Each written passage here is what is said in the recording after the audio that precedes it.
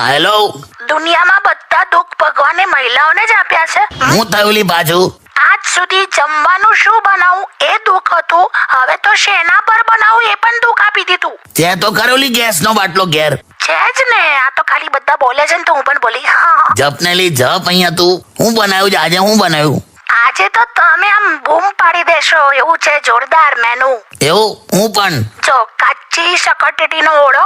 કાચી સકટેટીનો ઓળો હોય લી? બાપરે.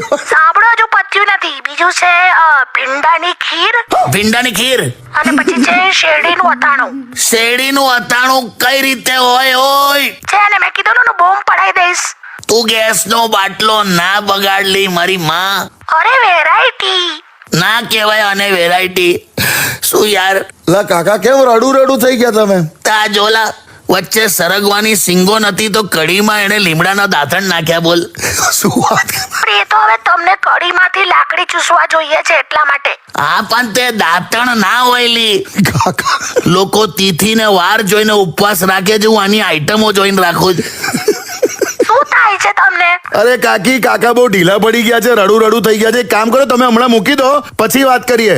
હાય એમની છે ને શુગર ડાઉન થઈ ગઈ હશે. એક કામ કર, હા, એમને છે ને ચાસણીમાં બોળેલા રીંગણા ખવડાય. ચાસણીમાં બોળેલા રીંગણા ના હોય લી.